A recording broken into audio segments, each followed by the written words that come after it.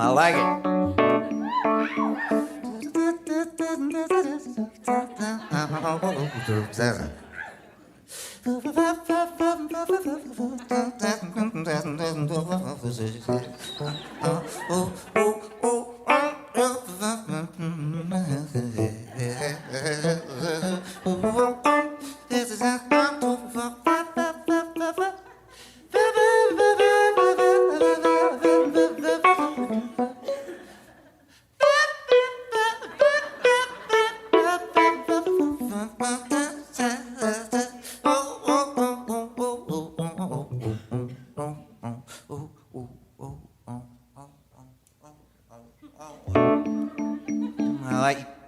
It needs bass. It needs bass, man. We're in the city of Los Angeles. Does anybody play bass in the house? Are there any bass players in the house? Any bass players around anywhere? There's some talented people. All right. It's Pete Wentz.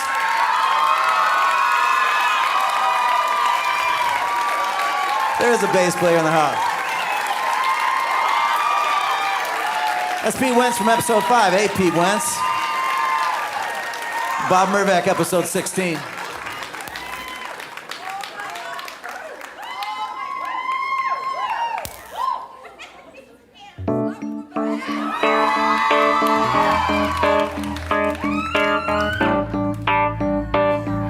I like it. I like it. I like it.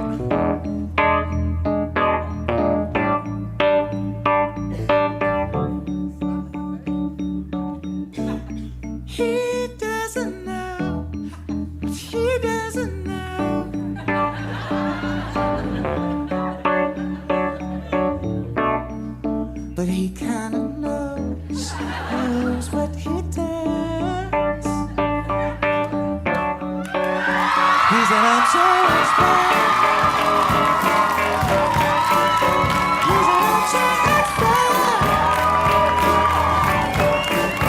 He's an armchair expert.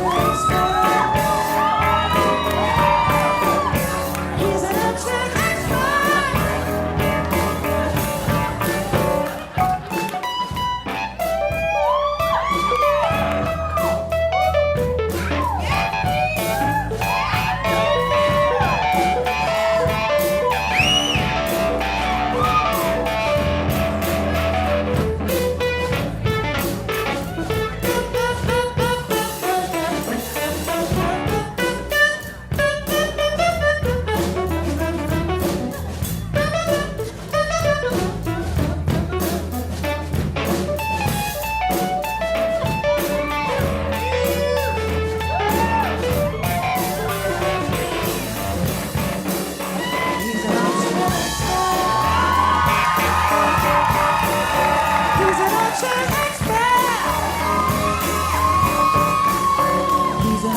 expert.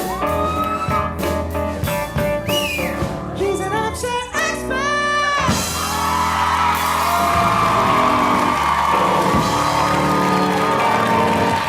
For Pete Wentz, give it up.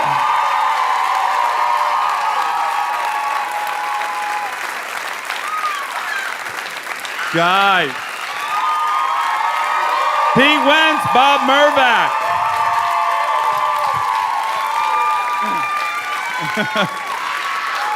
Welcome. Okay, well, I am not holding my own microphone. I am holding the most special member of our team's microphone. You know she loves boys. I'm almost crying just introducing her. Monica Padman, please come out. Oh my God.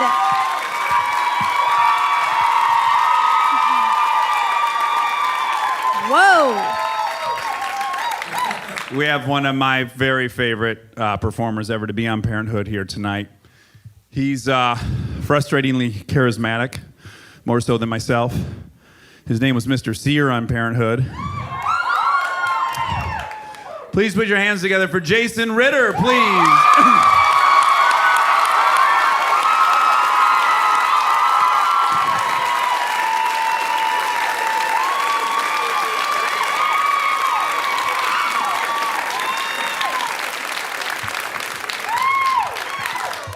Welcome, Jason Ritter. Thank you. Do you guys remember how cute and irresistible Mr. Sear was? I sure do. Come on. Oh, thanks. Yeah. Babe alert. Thank you. Fun fact I learned today about Jason, who I've now known for, I guess, 6, 7 years, maybe 8? Something like that. 24 years. 24 and he was in the, you were in the credit sequence for Three's Company. I was, yeah. As a baby little boy, right? As a baby little boy, yeah. Were you a baby girl or boy then? I was a little shirtless blonde child in overalls. Uh-huh. And there's a part where I guess Joyce DeWitt is feeding a goat. And I broke out of my mom's arms and waddled in. Okay. To get closer to the goat, or? I was pretty excited about the goat. Right. We were at the zoo. It was fun. How did that come about? I think it was a mistake, but then Right. she laughed and they liked it, so they. But were they you kept it just in. there, like, visiting the day that, or was it kind of planned? I don't really remember, but I think my mom would just take me around. We would go to his. She went to every taping of Three's Company. Oh, really? So yeah, For 7 years. yeah. I can't get Chris. I don't think Kristen's here. She is. She's here. She's very supportive. Go ahead, you can say hi, You can Mama. come out. That was like Beatles level. Yeah, that was Beatles Yeah, level. that's the difference between a real celebrity and. I just went from almost crying and being grateful to being resentful and thinking about finding a divorce Yep. attorney. Yep. Does anyone know? Is there any divorce attorneys in the house?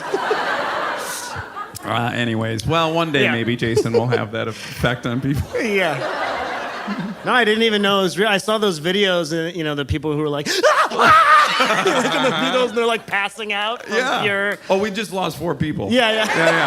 You can't see because of the house lights, but people are being removed on stretchers for sure. Some people were smart and brought oxygen with them, anticipating that this might happen. Yeah. But your mom really went to every single one. She did, yeah. You Wow. can actually, I can hear her laugh sometimes. You're and kidding.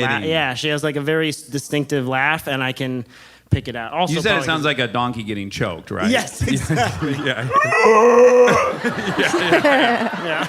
I'm like, get her out of here. Who is that? Oh, okay. No, I'm coming to everyone. Howler monkey. But you're from a long. You're actually, if Wikipedia is right, which is about half the time, you're third generation actor. Yeah. Yeah. That's weird. It is weird. Yeah. That's gross. Yeah. Is basically Really what he gross. said. It is bizarre. Yeah, my grandfather was a singing cowboy in the 30s. Tex Ritter. Tex Ritter, yep. If this motherfucker wasn't a singing cowboy with the name Tex Ritter, Yeah. what a wasted opportunity. And did you call him Grandpa Tex? Or? I actually never met him. He passed away before I was Jesus, born. great. That's, No. Dax. So Wikipedia. Anything else I should know about before I continue? So you didn't meet Tex, but Tex was a I country, didn't. and he's in the Country Western Music Hall of Fame. yes, he is. Yeah. And what does that entitle him to? Do you know? Is there? It's just a. You get a plaque, Mm-hmm. and you get. I'm not in it, so I don't know. I don't, You'll learn when you I'll get find in. out. package, I'll yeah. find out for us Thank you. during the, Yeah. during our Monica fact will check. in the fact check explain everything that happens to someone indicted. I've taken- Get Get loose. comfy. Yeah. I tried to. No, it's not. Nothing is very exciting about it. I just. Spit up tea. Your knees are freezing. No, I don't know why. I wore too many layers. I forgot there's gonna be. I forgot I was going to be indoors. Yeah. Did you think we were doing this in the parking lot of Largo? Yeah, I didn't know. I hadn't seen you in a while. I didn't. Yeah, you don't know where my career's been. Yeah. It's a fair assumption it would be like a mattress warehouse super closeout sale. But Granddad Tex, he, God bless his soul, he passed. before you were in the mix. But grandma, I'm sorry. No, it's true. My granddad's dead as well. You Yeah. know. That doesn't make it okay to talk, it does. And speak ill of granddad. No, if Passed. no, I disagree. If he said like, yeah, I got prostate cancer, I'm like, yeah, me too. Get over it. Anything you have, you're like, yeah, I know, I got it too. Yeah. Whatever. Oh, On to boy. the next thing. Yeah. But Dorothy Faye. That's my grandmother, yeah. Yeah, and she married Tex. And, She married but Tex. she was with us for a little longer, I'm assuming. She was with us for a lot longer. She was also an actor back in the day. Right. Yeah, they did a couple movies together and stuff like that. And that was obviously your dad's folks. my dad's folks, yeah. It'd be weird if your mom's dad's name was Tex Ritter. That would be weird. Or your parents were related. Something. But so I'm going to do this. I've decided. Okay, you Thank committed. you. It's better. I predict in about 6 minutes that decision's going to change. Yeah. You know, bring Bob back out and do a theme song for when you Start over. change your mind. Yeah. So what will be hard for all of us here to understand, and what I think we're all probably curious about is, my goodness, He's my so friend. uncomfortable. We've made I'm him trying- so If you end uncomfortable. up under this fucking I'm couch, trying. I will not be shocked. I'm trying to. I wonder if it's better here, if the seat is better. No, this is great. I'm just figuring it Tex out. Ritter is so pissed at you right now in heaven. He's watching down and he's like, God damn it, son, just sit in the fucking chair. It's a chair, sit in it. You're gonna get me kicked out of the Country Music Hall of Fame posthumously. No, I never. No. But I think what probably none of us can relate to, and then in our fantasy, it's a much different experience, albeit it's probably not. You're pulling focus, Jason. This is something you did on Parenthood. I shouldn't be shocked you're doing it here. You inherited your father's great physical comedy. Perfect for a podcast. You should see what I'm doing with this mic, you guys at home. Ritter's on one hand, upside down, and he's holding the mic with his butt cheeks right now. Which is hard to do. Give me some There's credit. only 3 actors in the country that can do it. Thank you. Yeah. So I guess for me, when I think of your life as grandma and grandpa are successful actors, and then your parents are successful actors. I guess I have a fantasy of what that's like, but now that I'm raising kids and their parents are actors, I guess I don't think their childhood seems so different than mine did. We live in a much nicer house and stuff. But how aware of the uniqueness of that childhood were you? Did you just assume like every kid's granddad's in the Hall of Fame, or? No, well, I think it takes a while for any child to realize that people have different sort of like lives than you start to become aware of things at different times. But yeah, initially I didn't know anything was strange. We would be walking around somewhere and someone would come up and tell my dad that they like loved him or something, and I'd be like, yeah, me too, we all do. It just sort of was like, This of course, holds, yeah. Yeah. It's the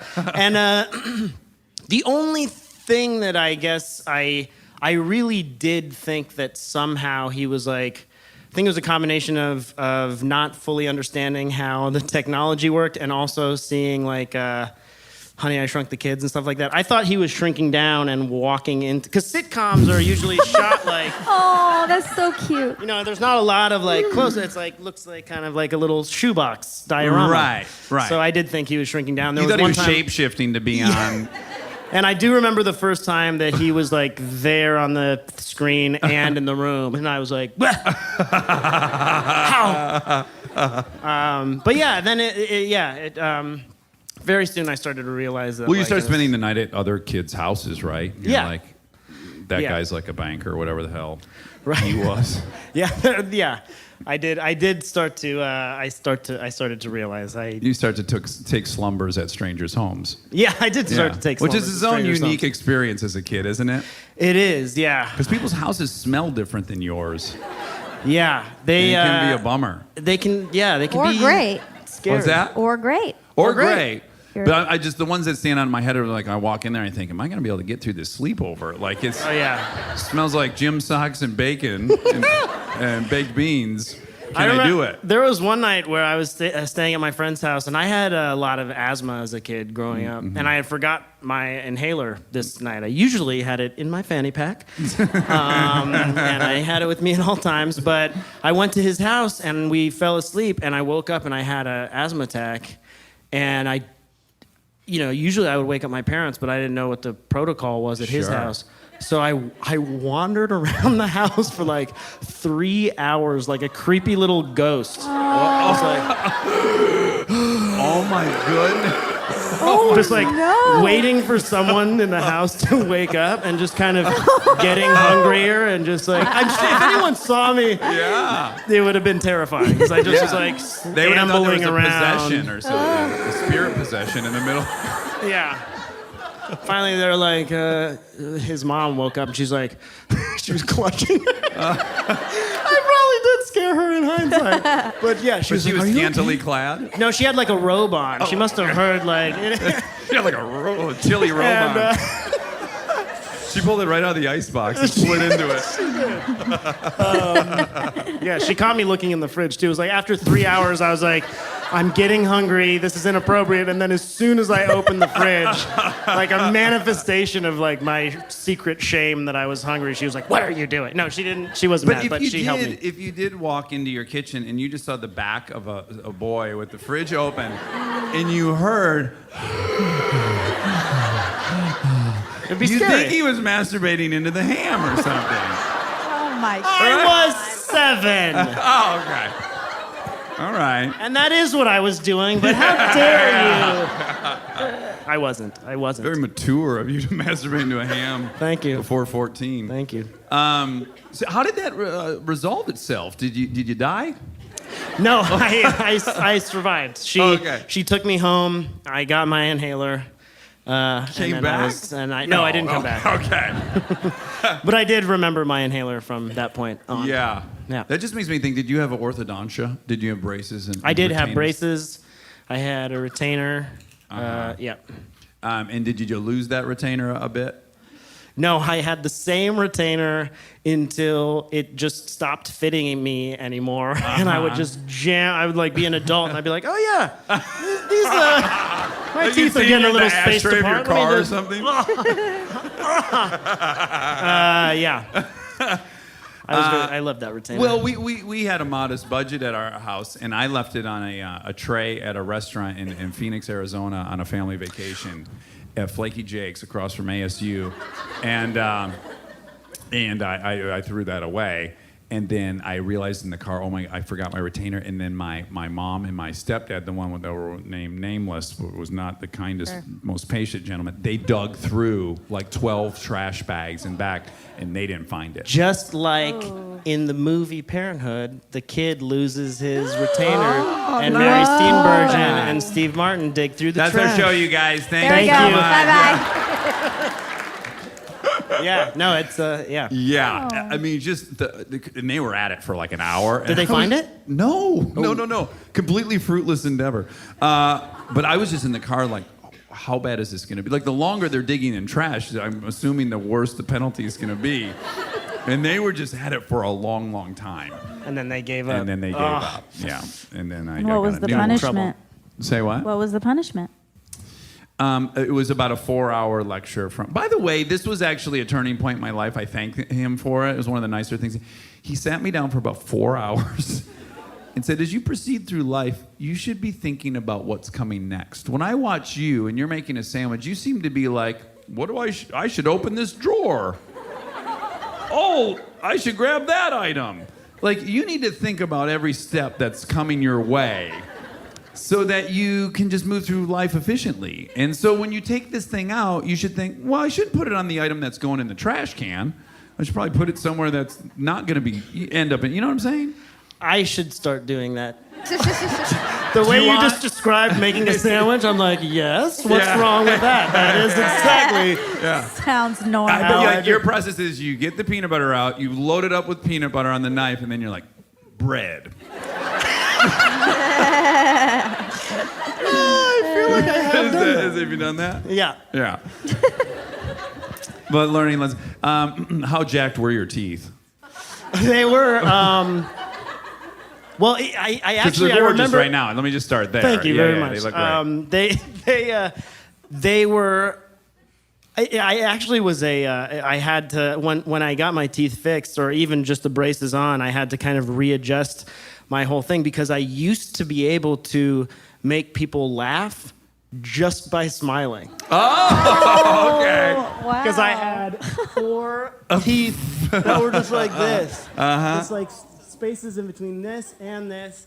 And so I would do a thing where I go to the water fountain and I go, like 1 straight out and 2 at exactly like 45 degree angles. Oh, wow. And Like it was the a part of Bellagio my water fountain show. Yeah.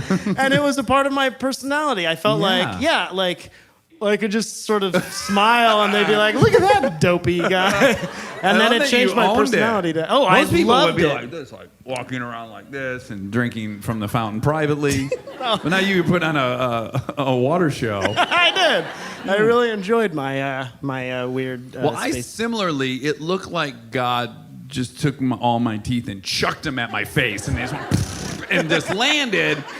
And then just popped me in the mandible and suck it back. So I had a gigantic overbite. Oh. And then just teeth everywhere.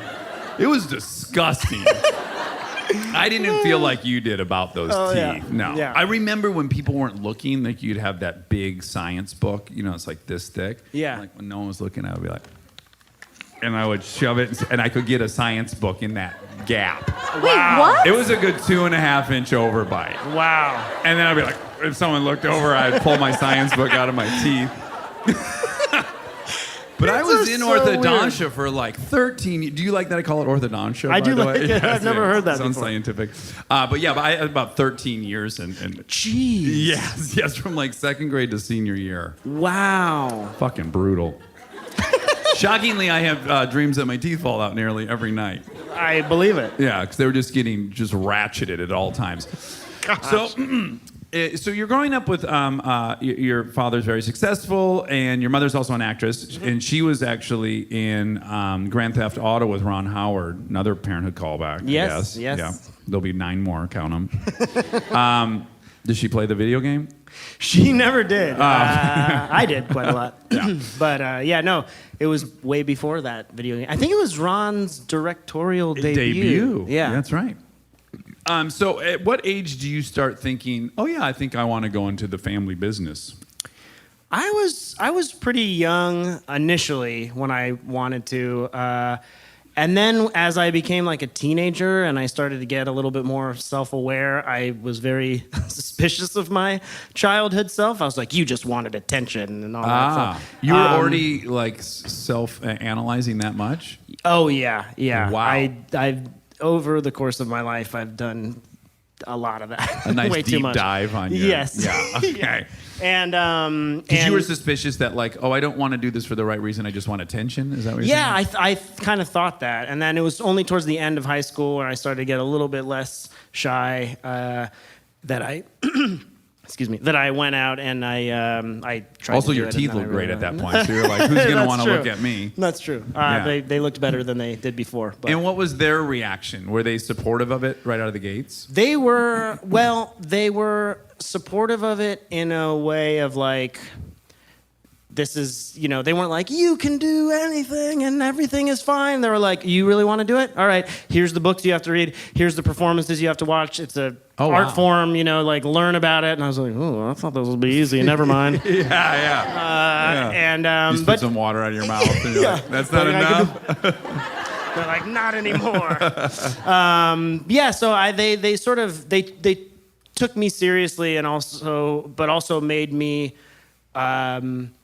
want to like look at myself, and I think they wanted to make sure that I really Had was a kind saying of a I want to be an respect for actor it. and Yeah. not like I just want to like Be famous. interviews or something like that. Yeah.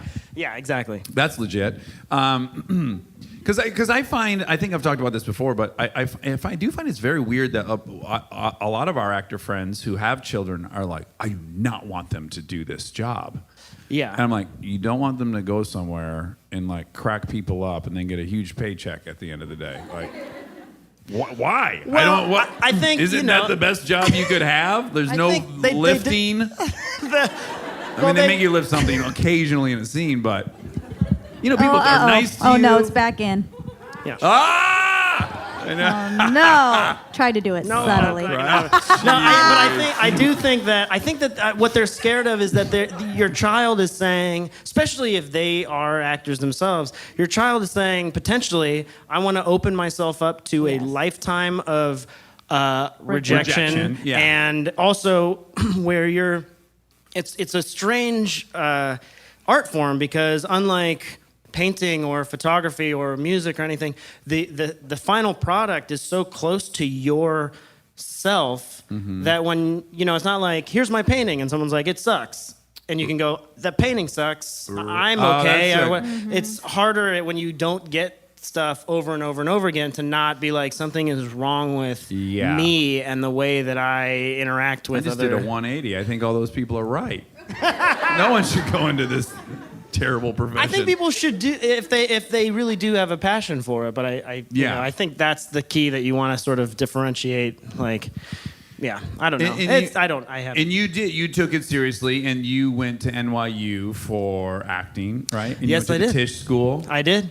And my bride was there at that She time, right? certainly Did was you there. fuck my wife, Jason Ritter? You piece of shit.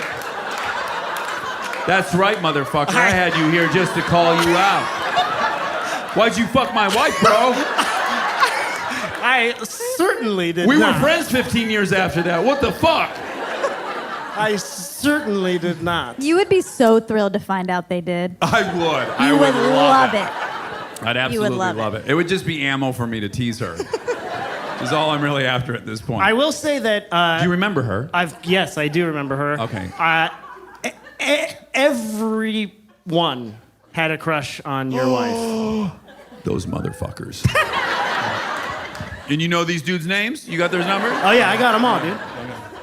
Well, she did go on a date with Jake Gyllenhaal. You heard it here first. What's that? I don't right. think I'm talking out of school. I think she's admitted that before. But I think they went on a date. Okay, I don't. He was a piece of ass even then, right? Girls liked him. Did you know Jake Gyllenhaal? Yes, I did. Yes. Are you saying the wrong thing? No, I'm saying the correct thing. Okay. You look like maybe. I'm feeling embarrassed I asked him that. Like, it's just becoming like, and did you know Zach? I don't know. Just like, who do you know that's famous? No, I did know him. I didn't know that they went on a date. Oh, okay. Yeah, because you would have told me, right? Yeah. Yeah. Hey, nice to meet you. I just want to tell you that. Well, 29 years ago, I went to school with your wife, and she went on some dates. But you were aware of her. Yes, we were not in the same class, but she was. Because she was doing musical theater, and Yes. you were doing, like, stage. I was doing I can't dance or sing theater. Oh, okay. That's where I would have landed, too. Yeah. So we didn't have a lot of crossover, but we did have some mutual friends, and she was amazing and sweet then as much as she is now. She's just, she's an incredible person. Yeah, I agree with that. But why didn't you ask her out? Sincerely. If she was this shiny, hot slice of tush, what the hell were you waiting for? Stay tuned for more live show after this exciting commercial break.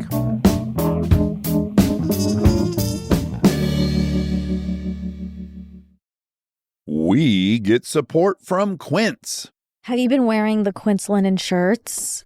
Yeah, I've been wearing them a suspicious amount. Yeah, European linen ones, they're $34, which is genuinely insane for how nice they are. It doesn't even make sense. Well, here's the deal. They work directly with the factories, cut out all the middlemen, so you're paying for the actual quality and not some brand's marketing budget. Everything's 50 to 80% less than comparable stuff. I love it because it's all very classic and traditional, and I know I'm going to be able to keep it for a very long time, and the quality's off the charts. That's true. The style is very consistent. Whatever you get there, you walk down the street, you're going to look good. They have these lightweight cotton sweaters, which I love for when it cools down at night. It's nice drape around your shoulders in the summer and then throw it on when it gets a little cool. And it's not just clothes. They do home stuff, ding, ding, ding, travel stuff, everyday essentials. It's all the same model, quality without the markup. Make your summer wardrobe easier. Go to quince.com/Dax for free shipping on your order and 365-day returns. Now available in Canada too. That's QUINCE.com/Dax for free shipping and 365-day returns. Quince.com/Dax.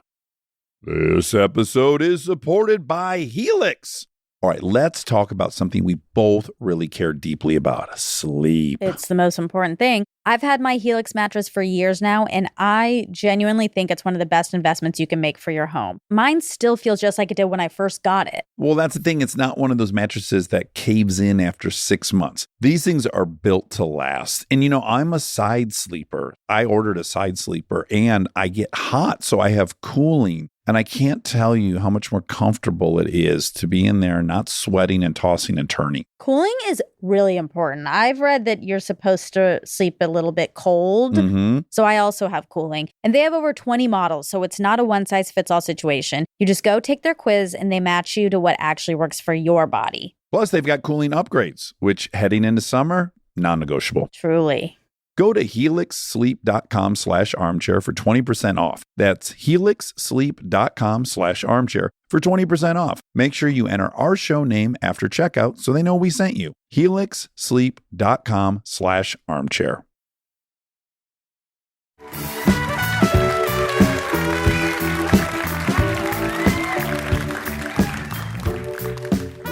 Were you in a relationship that whole time? Because you're a serial monogamist. You've had a lot of long-term. Right? I was in my sophomore year. I had my sort of first relationship. I think I did meet her in my freshman year, but I also I never quite figured out how to start a conversation to like carpe that. diem. To seize the day. Yeah, nope, not me. So you weren't. It blows my mind because I've been in your presence many times around females, and they really like you. They like you so much, I'm mad when we're together because you're magic and sparkly like Kristen Bell. Monica watches Parenthood every night to go to sleep. Still. Even still. And what would you rank your Mr. Sear crush out of 10? 10. You guys. Full-blown 10. Thank you. I'm embarrassed, but it is true. In fact, I feel like I had a really good thing going on Parenthood until you arrived. Oh, yeah. Crosby got knocked down. Yeah. Even on set, I was like, oh, I'm the kind of left of center, fun misfit. Oh, great. Look at this guy. They seem to be So charming and nice. I know. It's really infectious. So, but I have to imagine sincerely that girls liked you all through school and stuff, right? Were you just unaware of it? I have been told that I was unaware of some things. Okay. But I also, I was just bad. I couldn't. Do you think it's because your general self-awareness is low or your self-esteem was low? I think, Do you think a you're little just bit of missing both. shit, or? I think a little bit of both. Okay, nice cocktail of both. My nightmare of all time would be to misread a clue, whatever. So I would always err on the side of that was a friendly remark. Right. And I could never really. I was too scared to put myself. I think fell off. That probably makes the most sense in this situation. Occam's razor. That shirt fell off. Yeah. Well, yes. I couldn't figure out how to start a conversation, or I would be like, let me put in a full year of very subtle flirting. Let me sit 3 seats away because my friend told me that this science class we're being put into groups of 3. And if I sit here, then I'll be in a project with her. Maybe I'll make her laugh once or twice. And Pop up in a couple 3 laughs. years, yeah. You started in 9th grade, so you're like, I'm going to senior prom with her. Listen, I'm on the perfect timeline It to was take Debbie to basically- senior prom. It was basically like that. So is it safe to say then the relationships you ended up in, these gals made the first move? Or they asked you out? Yes. Or they for the most roofied you, part. I guess? No one roofied in the me. 90s? No, I don't know. No one did that, but yes, there were, certainly most of my first sort of things Liaisons. took me by surprise. Okay. Yeah. Is it too personal? Not in like a bad way. Is I it too just like personal to ask when you got sexually active? What age? You can say yes, it's too personal. Yeah, that's a totally good one. I'll tell you. Nothing's too personal for you. Yeah. What do you, I Well, mean, with a man, you could do a I, man or a woman. I- there could be two ages. I, You don't have to. I can tell you don't want to answer. I lost my virginity sophomore year of college. Okay. Oh, the guys. So, That makes me like you a lot, even more. You didn't make a first move. no. Well, Because you're there's so also, cute and funny and likable. I thought for sure you would have been like a Too Short song or something in high no, school. Okay, yeah. sophomore year in college. It was weird That's because, really like, sweet. I remember my roommate and I, who had similar sort of success. Okay. Not too much. We were in high school and we were like, college is where we've heard it. And then both of us made it all the way through freshman year. Yeah, at any point do you start panicking? Like, oh, wow, this timeline is... Yes, I did. And Yeah. in fact, at a certain point, I had like this big kind of realization because I had really been feeling Horny. incomplete. Horny as fuck for 8 years straight. I had like this, it was like a pressure. It was like this pressure, and it was like welling, and then there was some stiffness, and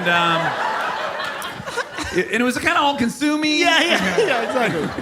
No, I have been going around being like, I need someone else to. I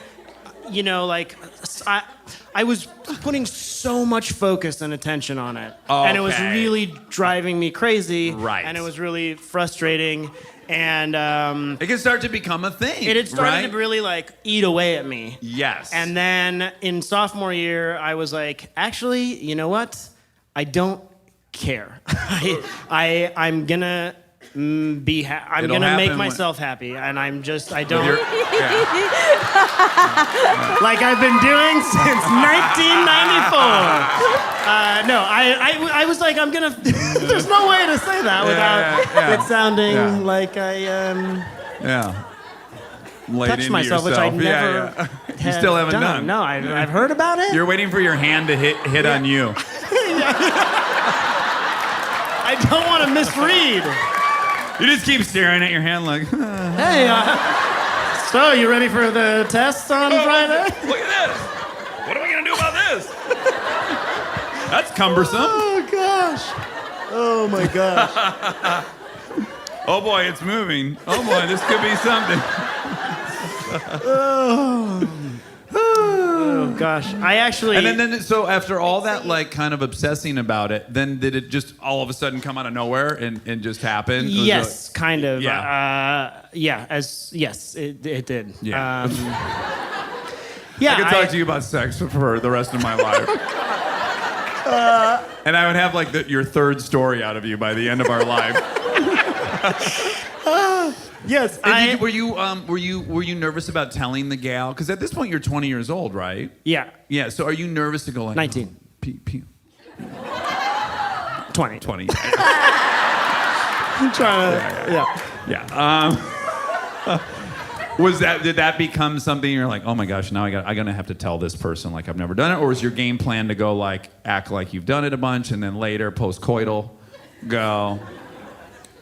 So, anyways, that was fun and my first time. Sure. She knew it was my first time. I think. Yeah. You told her ahead of time. I think I did. Okay, that's great. It was a long time ago now, but I'm- There's so many partners too between then and now. It's like, how do you keep it? I wish I was half the person you are. You're such a good, wonderful person. No, I'll tell you what happened. Tex Ritter just smiled his ass off in heaven. He was mad about how you were sitting in the couch, but now he's really proud of you. good. Thank you. Yeah. So you just reinstated him into the country Western Hall of Fame. Next to Tammy Wynette and whoever else is in there. Oh, I'm even hotter than I was before I took this thing off. Now, the one thing I did wonder is, did you have any hang-ups or issues or just like kind of internal mental racket about becoming an actor and trying to stake out your own identity and being in your father's shadow? Like, is that something you thought about a lot, or that wasn't an issue for you? It would come and go. There was. I have a part of my personality that's very like stubborn and just will sort of put my foot down, especially when it comes to my own behaviors and things like that. And I was determined when I decided I wanted to be an actor. I was sort of determined to either succeed or fail on my own. Right. Like I would have been. I saw people kind of like just kind of get stuff and go, and I saw all the other actors be like, well, we know how that guy got that part, and they all hated that person. I was like, well, all right, I'm gonna just. So I started to like audition for things, and yeah, initially it was nice and tough at the same time. Yeah, it's a double-edged sword, right? Yeah, because people They liked love my dad. No, people love your dad. Yeah, he's one of them. So it was, I thank you very much. Yeah. I did too. Yeah. Yeah. You know what's really weird is prior to doing this interview with you, you and I have been friends for a long time, and we've had a bazillion conversations, and I've never spoken to you about your dad, because I've always been like, that's true. I don't know, like when people are children of someone really famous, inevitably a lot of people in their lives are interested in that. And I didn't want to ever be that person, but then because we never spoke about your dad for 8 years, then I was like, well, I wonder if he doesn't enjoy talking about his dad. And then I was curious to find out about that tonight. No, it was not. The thing that was difficult initially was, I would go to camp or I would go to a place where people didn't know me, and I'd be trying to make friends and having a certain amount of success and some not successful, friendship making. And then there would be this moment where people would kind of find out. Yeah. And then I would there'd be people coming up to me and being like, "Hey, my son, hey, yeah. is your dad coming?" Mike like, Mitchell. At the end of the exactly. I'm in bunk C. And people You got got a cribbage partner? Have you picked one yet?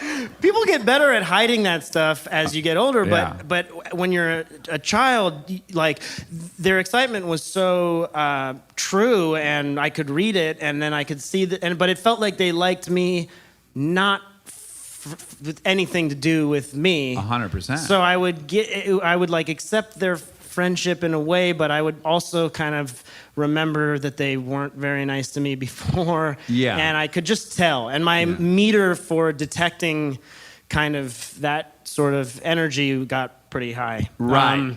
But what's so weird, though, is that I can only imagine how confusing it could be, because that certainly could be initially why someone was drawn to you, because you were too shy to go introduce yourself, or right?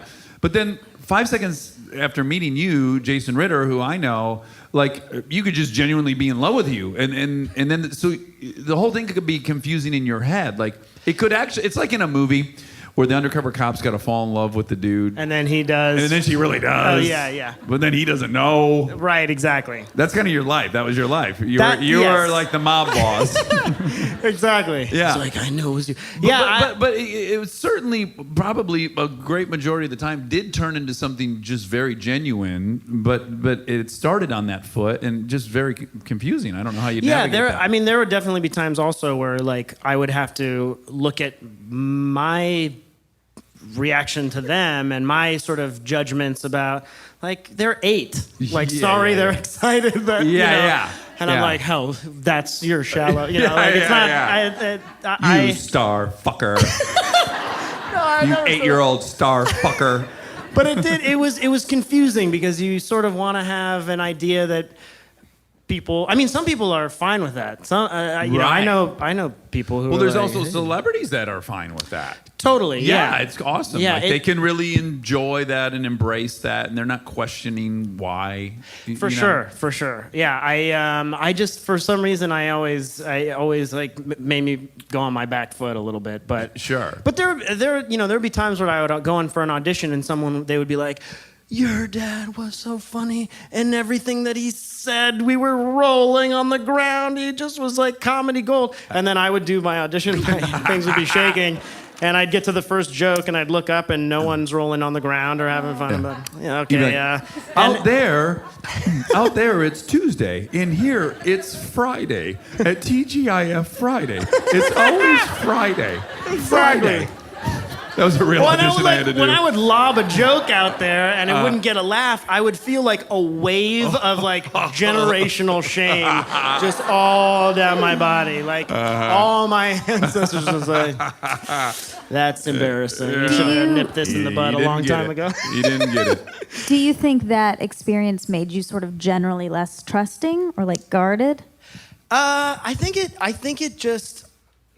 Well, it was interesting because a lot of the jobs that I got originally were more dramatic roles because anytime I had to do something funny, it would be like, let's have all of my insecurities just pile on right before I go into a room.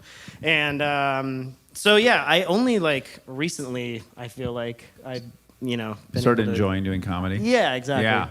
Yeah, I guess it'd be like if you were Michael Jordan's son and you were a damn good basketball player, but you're not fucking Mike Jordan, maybe switch to baseball. Which is kind of what you did. You focused on drama, right? Yeah. I mean, it was But also do you just... think in your cells, are you more drawn to comedy or drama? I don't know. You know what I really loved is... Dramedy. Parenthood. Yeah. No, but I mean, like that thing where it's that to me is the most like life, where you're like, that was funny. I'm crying my head off. Yeah. And it's all kind of mixed together. That to me reminds me of the experience that I recognize. It's kind of why Bill Murray is my favorite comedian doing dramatic work, because he never pretends he's not funny and unique and charming. Like even if he's in a very heavy movie, he doesn't pretend he's not that thing. Yeah. And people like him are in real life terrible situations, and they still, Yeah, exactly. I just went through one, and my role in my family is the court jester. Like I'm cracking jokes at terrible times, and that's part of real life. Yeah. I'm just trying to break that tension.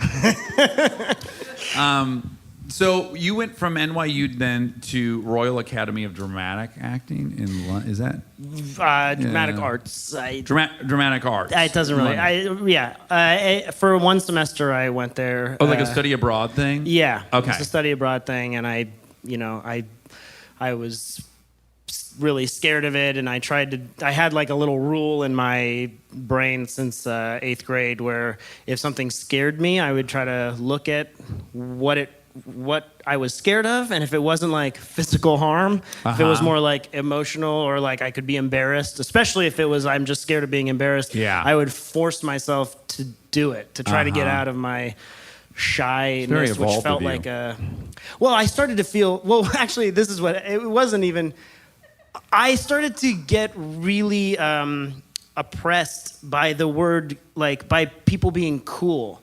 That was like a thing in the 90s. I don't know if anybody, but being cool and like being like, which seemed to me to mean like nothing is quite good enough. Like everything's not great. You're over it. You're kind of like, and for me, I always was kind of like, did you see this thing? Enthusiastic. Yeah. So I got told to take a lot of chill pills and stuff like that. And that's the worst thing you could hear in the 90s too. Like, dude, take a chill pill. Yeah, exactly. You're like, oh my goodness, what have I done? This is terrible. Exactly. What faux pas did I make? But was London a party? I was. Because you could drink, right? You could go into. You were going into pubs and stuff. Yes, we were going into pubs. There's a lot of drinking over there. And societally, the roles are reversed over there. No one will believe this, but Monica will fact check it. But I learned this in an anthropology class. During World War II, an inordinate amount of English females got pregnant from American GI soldiers. But the American women did not get pregnant from the English soldiers.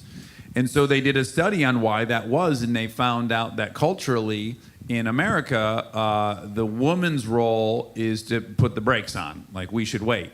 But it's reversed in England, and it's the man is supposed to say traditionally, let's wait and let's put the brakes on. So when you got an English woman and an American dude, no one had a brake pedal. Everyone's just like, fucking floor it!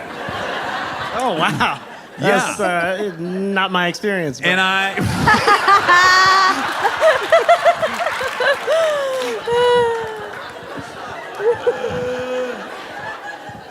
But that's because I was always... going to tell a different part of the story, but now it's not like I'm bragging. But I had a sexual encounter in 11th grade on a snowboard trip to Vermont. Cool. With it... Yeah. It was awesome. Yeah, no, Yeah. I'm impressed. But what was happening was I met this gal snowboarding. She was Jenny. She was from Manchester, England.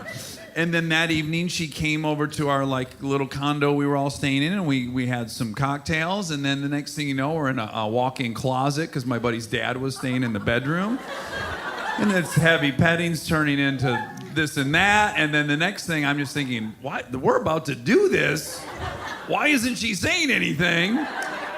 And then we did it. And for 7 years, that was confusing to me. I mean, for 7 years, I would think that was such a layup. Why did it go that way? And then I had this anthro class, and I found that out. I was like, oh my goodness, finally it makes sense. Wow.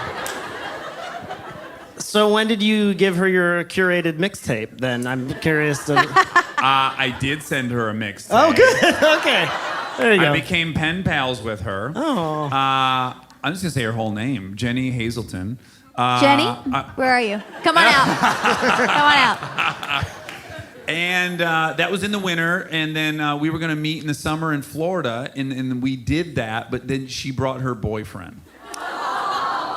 She warned me about a week before the trip that I had scheduled, my friend Ken Kennedy. She said, P.S., I'm bringing my boyfriend. And I'm like, I'm still coming, I like road trips, and we're still going to Florida.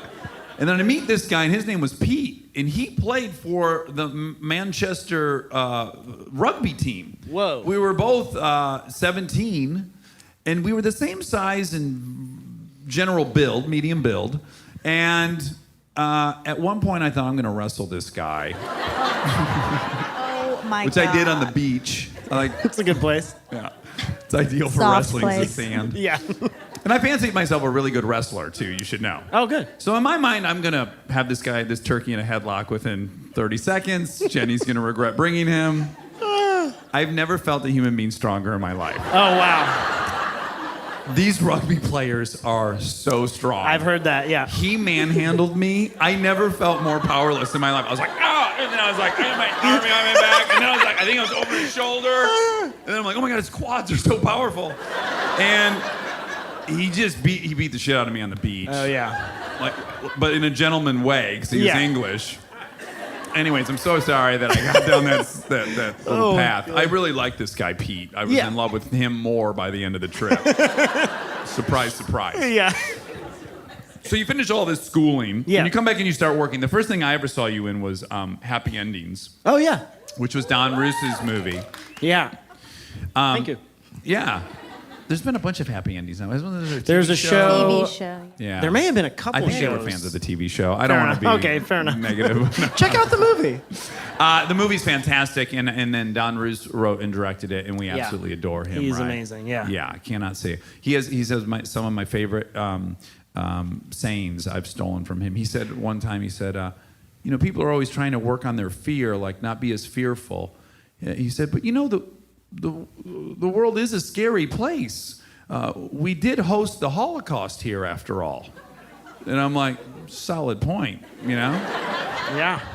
That wasn't as funny to them as it was to me. When I heard that, I was like, what a take on that. Yeah. No, he is amazing. And he does have lots of sage advice and pearls of wisdom all the time. Yes. And he wrote Marley and Me. That's right. Yeah, for the dog lovers here. Yeah. And then, what's the first, Parenthood, you'd already done the event, is that right? Yes, that's right. Okay. So I want to tell a funny story about. Actually, no. I did the event during the second season of Parenthood. Yeah, we kind of lost you. Yeah. Yeah. And not only were you more charismatic than me on the set of Parenthood, which was hard for me to swallow. That's not You true. were also the only one of us that got nominated for an Emmy. That's a crime. Thank you very much.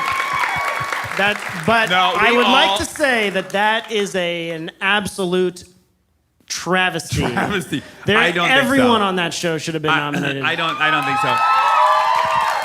But it happened to the perfect person. It really did. Like, we all collectively agreed at a lunch. We were like, if it had to be anyone, I'm glad it was Ritter. I don't think we could have handled it if it was one another, Right, or the mom, exactly. Yeah. Bonnie Bedalia. Oh, yeah. So it was perfect that it was you. Oh, I appreciate that. But at one point, it must have been during the event, because I already knew you. You had done season 1, and then they make you do this thing when you're on a television show. They make you go to this thing called Upfronts in New York. Yes. And you go there and you sit on a stage and it's super awkward, and everyone that's on an NBC show sits on a stage and there's like ad buyers there or something. But anyways, suffice to say, they fly everyone out, and generally when you get to LAX, you're leaving on that flight to New York, and there's a bunch of other actors in the first class lounge. Yeah. And you were there. Yeah. And it was like a 10 a.m. flight. And I looked over at you, and you were just crushing a big golden glass of beer. And it looked so delicious. Yeah. And you were just having such a great time. It was 9 a.m. And Will Arnett was there. Yeah. And you and Will and I ended up in the bathroom together at the same time. And some guy farted in a manner that I can only imagine. I actually still think about this, and it makes me laugh every time, because I put myself in this guy's shoes, and he's at an airport. Oh, no. He's also in the lounge, like a fancier bathroom. Yes, he's expecting to have a nice experience. Has to go to the bathroom in a public, which is never fun. No. And then he's just in there, and he's probably trying to be quiet. And then Heavens one to slips Murgatroyd. away, and he goes, All hell breaks loose. and Will goes, "Get some." And then I laughed like an idiot, and I could not me stop too. laughing. And I was like, I wanted to be like, we're not laughing at you, we're more laughing at like the fact, like, you keep doing you. You're doing great. And you just undersold Will's "get some" because he goes, "Get some," like it was so get loud. some. I can only imagine how that guy felt. I know, he was just probably just like this at first. Get then some that what? happened. Get some, and he was like, Oh, gosh. But I remember being jealous of you drinking those morning beers, because what a way to start the afternoon. And then that great "get some" moment happened. Yeah. And I think I saw that you had a couple more beers on the flight. Okay. Which says, We get it. Yeah. and I was just really jealous. And I was like, yeah, I really wish I could be like Jason and just have some pops on the way to New York. But then, God. Yeah. then Sunday rolled around. That was like Thursday. Yeah. Super jealous of you. All weekend I was thinking about wow. how casually you were having those beers. Yeah. But then Sunday, it was time to check out of this hotel and fly back home. So I'm checking out, I'm in the lobby, trying to figure out how I'm getting to the airport, and I see Jason, and I'm like, oh, what's going on? And he launches into this story about I'm trying to get my baggage to be held by the bellhop while I straighten out my lodging. I'm going to go to some place at 2 or whatever. And the story's making less and less sense. And then all of a sudden it occurs to me that Jason didn't just wake up and come down to the lobby like I have. And I go, hey, are you still up by chance from last night? And you go, oh yeah, And then I was like, oh, I'm not jealous of those beers. Yeah. No. Yeah. So you were like me. You really enjoyed drinking. I really did. And actually, Don Roos was like one of the first guys who I would tell my crazy stories about the 17,000 times I drank a little too much. Yeah. He was like one of the first people who wasn't like, "You're crazy. You're awesome." Yeah. He was like, "Huh? You should Are take a you chill okay?" pill. Yeah, you should maybe take a chill pill. And Yeah, because I will pat myself on the back. I never say anything to you. I never guilted you out or anything. No, right? he didn't even guilt me Yeah, anyway. yeah. But eventually I realized that drinking was not serving me. Initially, it was for a lot of people. For me, it was like it helped. I thought that it helped me be more social, like Sure. for a shy, Yeah. for some. But it did, but not in the ways that I. Well, no, it does for the first 3 or 4 hours. Yeah. But it's like in the lobby of the hotel at The next 10, morning, like trying yeah. to figure out some lodging scheme you had, where they're gonna somehow hold your luggage, but still. I don't remember what Confuses that me. was Yeah. about. I doubt you remember that whole exchange. Do you? I do remember that Oh, you exchange. do? Oh, okay. No, I wasn't like drinking until like 5 in the morning. Oh, okay. I had drunk, and then I would do this thing in New York where I get very nostalgic in New York because that's where I went to school. Right. And so I just would walk all night, and that I believe that night I walked to where my school was. I would always like go to the building where I studied. Which is and be crazy like, far from the hotel we were. It staying was at. crazy far, Yeah. but the party was even further uptown. I walked like 70 blocks that night. Oh my And God. and I got to where my school was, and the building had been demolished. Razed. Yeah, Really? and I just was standing there like 4 in the morning, like, wait, but that parking lot was only this, and now it's this big, but this is the building. Yeah, it took me. And did you while. keep thinking, well, I must have screwed up. There's no way the building's not here. I did think I screwed up for a little while, but then I went home and I needed to figure out some lodging and baggage situations. Sure, apparently. sure. A lot of logistics to sort out. Yeah, exactly. And coming off that depressing blow to your Well, nostalgia. I had picked up a Snapple at the thing. That had made me feel better. Yeah, exactly. Yeah. But yes, You get a Snapple, and it's made of glass, and so once you finish it, you like whip it up in your plastic bag, and it can be a weapon if you need it to. Interesting. Yeah. a little homegrown New York secret for anyone. You always want to have like something. If you just take in a case. family vacation this summer Yeah. to see the Statue of Liberty, Yeah, yeah, exactly. grab some Snapple bottles. Yeah. You're gonna be walking around so late. So, I can relate very much to that feeling of you drink this thing and then all of a sudden you think the version of you is very tolerable and palatable, right? Like you start, if you're like me, you start liking yourself a bit more, and there's some great relief in that, yeah? I also think there was like the thing that I figured out like as a teenager was one of the ways that I sort of made friends was I would do something that other people wouldn't do. I was like the crazy one or something. That was how I I'll slam my head into anything. You know, it was like weird stuff. Yeah. But that's how I felt like. So there was an extension of that. In other words, there was something about like just me somehow isn't like enough. I have to like Johnny do Knoxville something. it or I have to, something, yeah. And I would, I mean, yeah, I'd climb something or I'd jump in a water body or I'd go to a cliff or just dangerous things. And smash your car into a telephone pole. I never did that. No, I never did that. Did you end up getting some pretty good injuries? Yeah. Yeah. Yeah. Some I drinking scratched related. myself up and I would, I always loved like climbing stuff and doing things like that as a kid. Yeah. So I would try to get, like up high somewhere, which is not such a bright thing. Right, just to And get a so I would bird's eye fall view and- on everything. Yeah. Yeah. And I would, I'd fall and scrape myself and, I hurt myself, not ever severely, but I definitely have some scars from those times. So, Any yeah. broken bones? No, all my broken bones were sober broken Okay. bones. Yeah.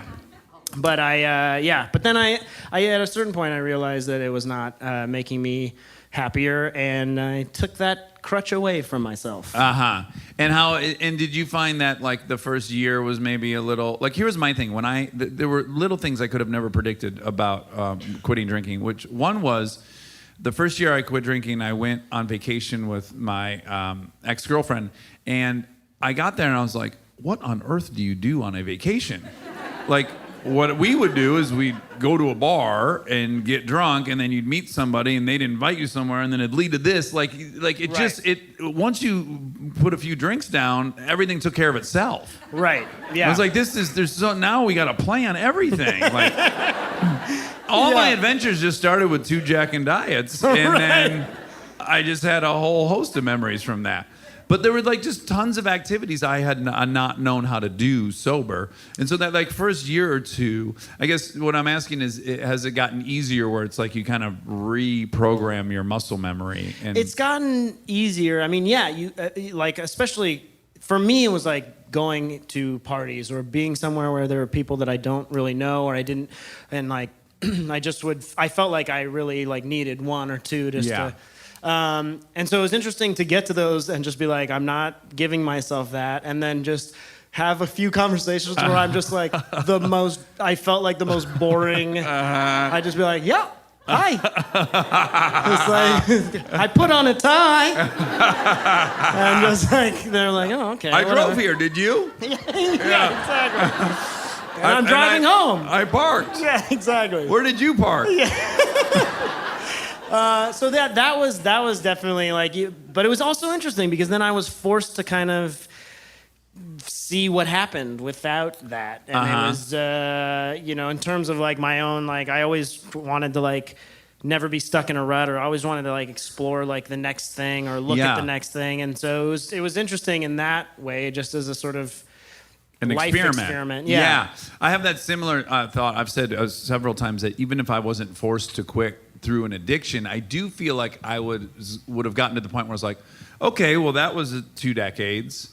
I'm ready for another adventure or just another thing. Yeah. And the one thing I remember craving a ton, and it became like a goal of mine that I then reached at like maybe year 8 or something, where it was like, I just wanted to remember what it was like being 14, where I was fucking on fire to walk out my door and get into some shit, like to have a hobby, to go do some stuff. Like, I remember like a good chunk of my life just being on fire for being alive. Oh yeah, I remember that too. I remember this thing where like my friends and I got really into stealth and like speed. And I got really into running, just like not quietly, and just like a jaguar, and like I would just like, and I remember like running and like getting to this point where I was running so fast that it felt like my legs were just like not like just catching the ground. Oh, sure, and I was just flying, and the wind would go like past my ears, and it would be like, and I couldn't hear anything, and then I'd go to the side, and then I could hear stuff, and then I go the wind, and it was and very it looks like exciting. you were slicing the wind, oh, right? Yeah, I was like slicing it. fully T2 in it, and I loved that, and I loved like being sort of that like just this weird sort of like. There was a period of time where I was a little bit of a weirdo kid, and I would I was like, I need to maximize all of my like abilities. Oh wow! And so there was a thing where I figured out how I could walk as fast as possible. Okay. And I just like without running, like just under a jog, but like the maximum walking speed. Yeah. And I figured that out, and I was so excited. And then I realized, like in about 7th grade, that like being like being so fast and being like I was in class first was like not this. So I actually then had to retrain myself to walk slower. Oh, that must have been and hard. Cooler. Yeah. But then it's like putting a race car in rush hour traffic. Exactly. They don't drive so nice. I know, and I had to be like, well, I still want to be on class on time, so I better leave about 2 minutes. With my new slow walk. And were you? Like, I don't know where I'm even going. I'm just ambling around. Were you preparing for something? And were you training for a specific event? Do you think? Did you want to be an assassin? I did want to be a ninja. Yes, I wanted to be a ninja. Yeah. Why Ninja did we Turtles? all want to be a ninja? Oh, Ninja Turtles. That. Yeah. 'Cause I'm 5 years older than you. I didn't have Ninja Turtles. I had like Chuck Norris and shit. Oh yeah. Breaker. Oh yeah. Bruce Lee. Oh yeah, those guys. Yeah. We had Michelangelo and Leonardo and Donatello. Sure. Yeah. Raphael. How about Jean-Claude Van Damme? Did you like him? I got into those movies later. Okay. I liked. But you a lot were of never animated- working splits into your repertoire of training. No. Okay. No, I never did. I never got. I'm that surprised you flexible. didn't identify that as a weakness in your overall training. Well, now I do. Yeah. Okay. Good. Thank you. Good. I'll work on the splits. So I want to ask you a couple career things Yeah. because I have you. Tell me the pressure, or do you experience it or not? Because you've now been the face of a couple different series. Yes, sure. Like most recently, Kevin Probably Saves the World. Yeah. But the event, you were pretty much Thanks. on every single billboard. And going into those things, do you feel the pressure of that? Yes, I do. More so on this last, on Kevin Probably Saves the World. I feel like the event, there were enough different storylines and everything that it really did feel like an ensemble, and that's where I feel the most comfortable anyway. And every show is an ensemble, but it is bizarre. It is, yeah. It Well, does when you're feel playing a the little, title character, I'm presuming you were yeah, Kevin. Yes. yeah. So then I did feel a lot of pressure and sort of that is a little bit scary, and I feel like you take it a little bit more personally when Yeah. people don't watch. Yeah. It's not your fault, guys. It's not your fault. Shows get canceled all the time. But when I can't really say this about many people, but you're probably the last person I would ever be concerned about something getting canceled. Like, you're just hyper talented and so Thanks. likable and charming, and you really walked into Parenthood with this crazy established cast, and then just like shined as brighter than anyone that was on it, except for Mae Whitman. Which, by the way, we both have a mutual love of Mae Whitman, right? She's one of the most amazing human Yeah. beings in the world. Yeah. She really is. Did you think she was 12 when you met her? I didn't think she was 12, but I wasn't sure. Right. This was on this week's podcast. Like, when I met her, she was 21, but I thought she was 14. And I she thought came maybe at me with a super pervy first line. Oh, yeah. And I was like, oh my God, get me out of this. I just wanted to like pull a cord and get fucking ejected up into space. Because I had no idea how to handle that. Like a 12-year-old girl saying something perverse. Yeah. Her first line to me was like, "What's up, perv?" Oh, by the way, because you guys probably, if you heard that episode, I heard it too. this is the face. Okay, good. This is the face. So why I would were have you asked- I doing would- that? I tried to imagine what that face was, and I didn't ever. You never get saw us that. doing that on No. set? Because you just tell a story, you'd be like, "You see Crafty? They got chicken wings." That is very disturbing. Krauser wasn't here today, so I parked in a spot. It's like a way to say, like, I just crushed that. Right. Yeah. That is amazing. So apparently I was doing that unbeknownst to me, and then I look over and I see her and she goes, "What's up, perv?" And I was like, She's a straight shooter. she She really will she tell goes you right, like it is. right to the jugular. Yeah, she's awesome. Yeah, and you guys had a great friendship, and it was a wonderful little triangle. But I was competing for her. In fact, I would often ask her if she liked you more than me. Really? Yeah, and she was nice enough to lie. Oh, okay. But so I guess my question is, when you were offered that, did you go like, oh man, I don't know if I want to do that. Like, I don't know if I want to take that big of a swing.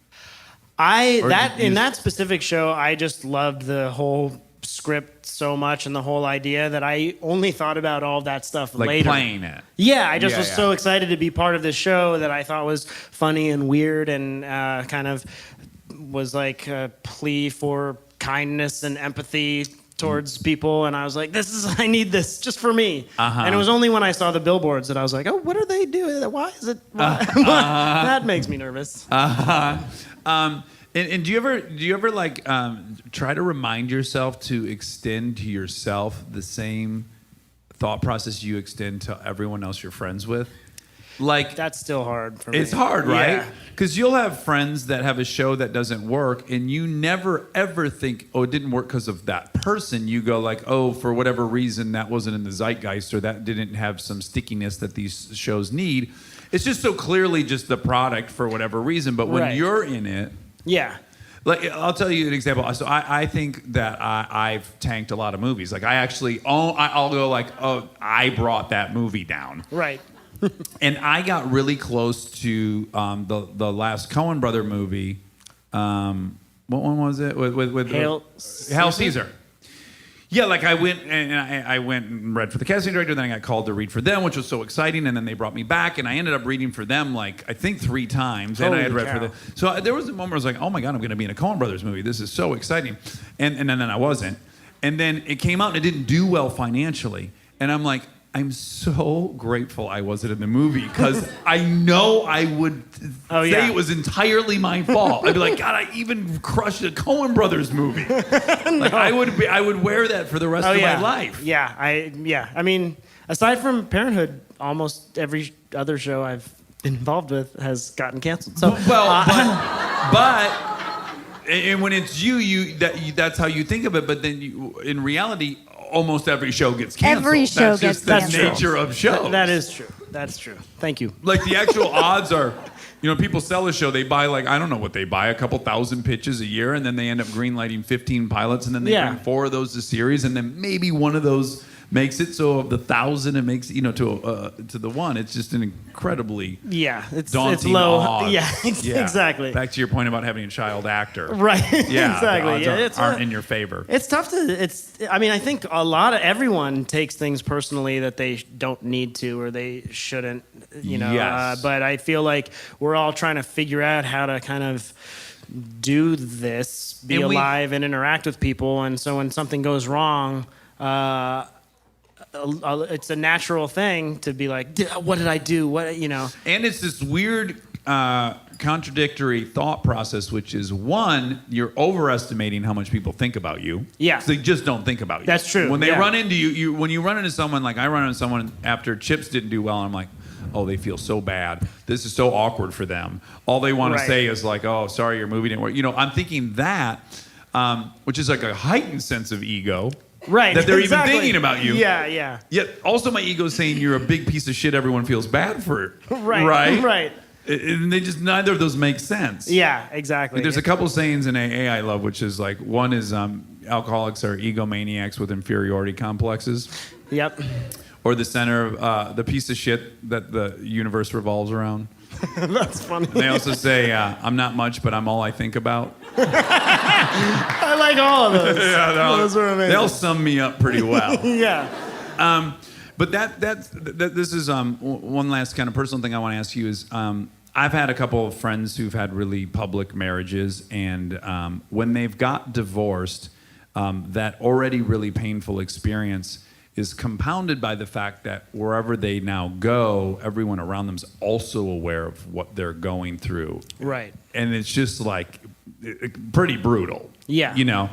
So I wondered, and you don't have to answer this, but I just wondered, when your father died, did you feel like this thing that should have been a private family moment was open to the world, and did you resent that, and did you not like that everywhere you went you probably could sense people? Because I guess when my dad died, I enjoyed that I could leave that little bubble I was in of sadness, and I could go to Home Depot, and no one in there knew my dad died, so they weren't going, oh my God, I'm so sorry, oh my God, I'm so sorry. I could leave that. Right. I'm not comfortable in that situation where people are consoling me.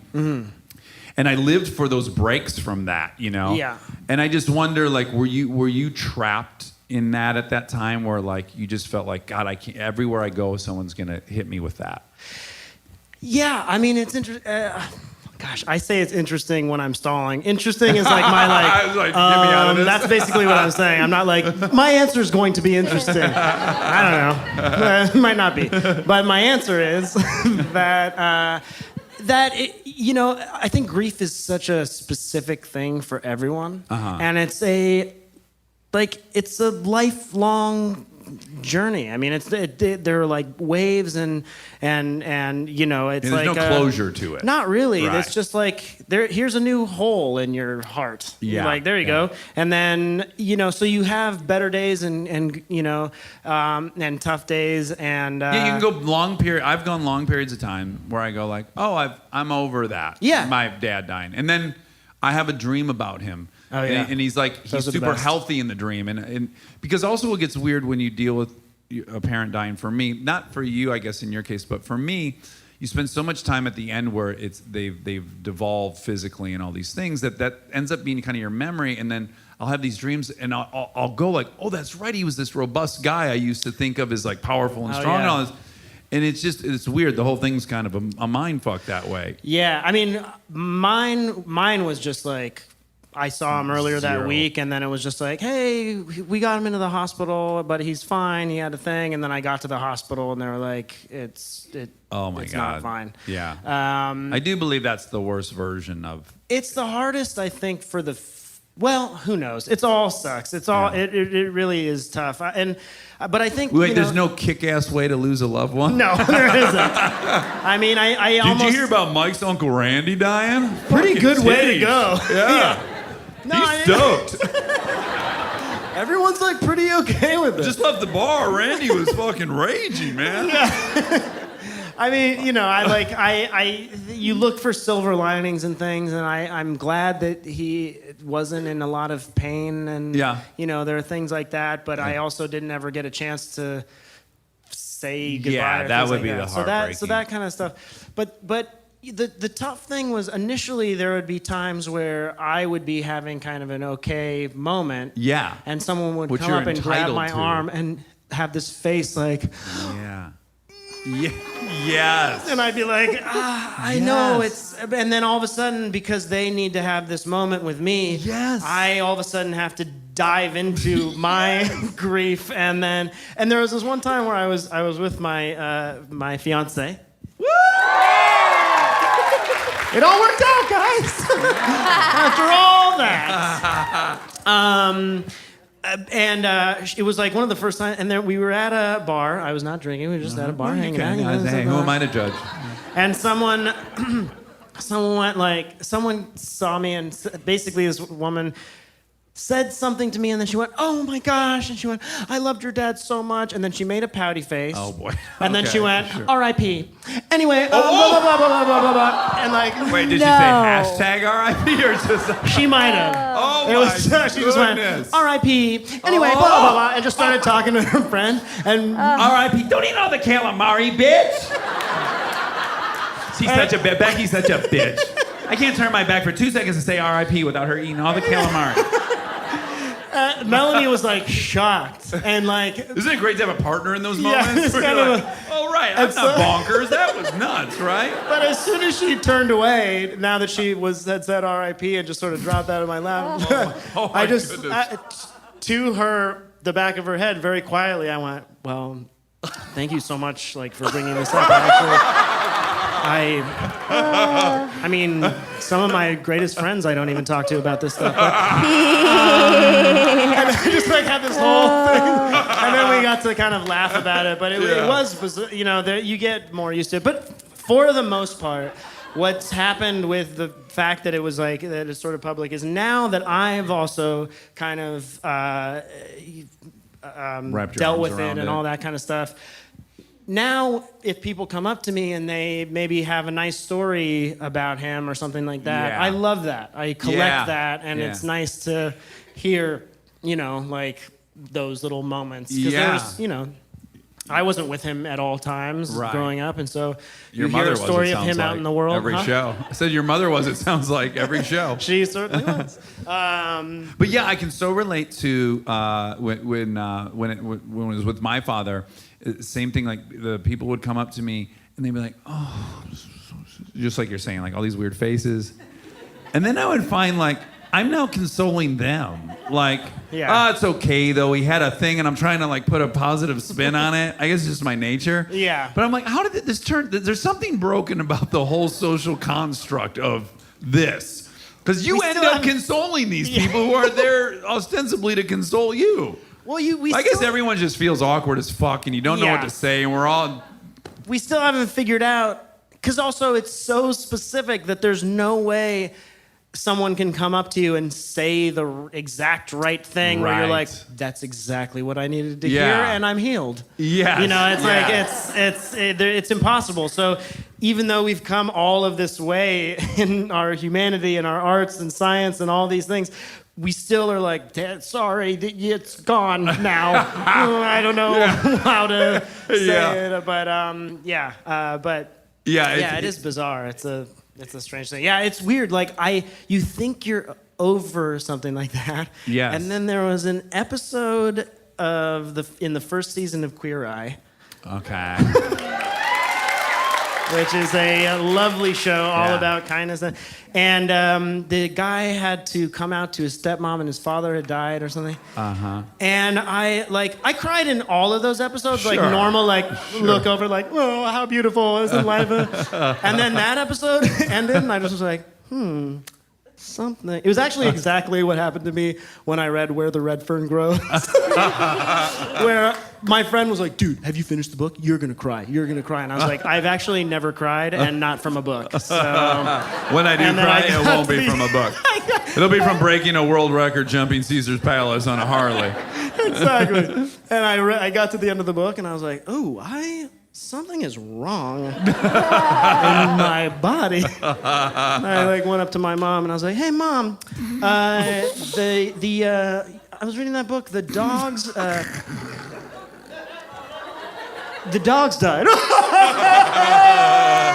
I couldn't even get and that's what happened to me with this episode, where all of a sudden I was bent over the dishwasher. And it was so weird, and I was like, "This is still here." This pain is over 15 years old. Yeah. And it's just you deal with it and you go through it, and then all of a sudden it's just oh no, buddy, I've been here the whole time. Yeah. I was doing push-ups. Exactly. I'm stronger than ever, motherfucker. Yeah. You never cried like that episode of Queer Eye? Yeah, exactly. Yeah. And it really took me by surprise. Yeah. Nani was like, "Are you okay?" And I was like, I'm having an allergic reaction. To life. To life. I'm allergic to the plight of being human. To heartache. So this literally is the last thing I'm going to ask you before you go, because I'm going to use you right now for guidance, because you grew up in a situation that my kids are now growing up, and it's very important to me to try to do as good of a job as I can. What things did they do right, and what did they do wrong? That's a big question.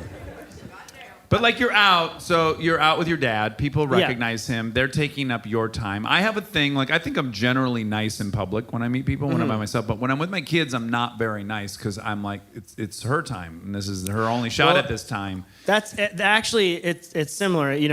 One of the weird things about having a third generation is that my dad grew up seeing his dad, and his father was very loving, he was these are the people who are watching my movies and all these things, so he would sign autographs until there was no one left. And my dad would kind of feel what about me a little bit? Yeah, you would feel picked over. And so there were lots of times growing up where my dad always was very nice, never was mean to anybody, but sometimes would say, hey, you know what? I'm just trying to I'm just being a dad with my kids right now, and people would be like, there are some people I would be like, just do what they want.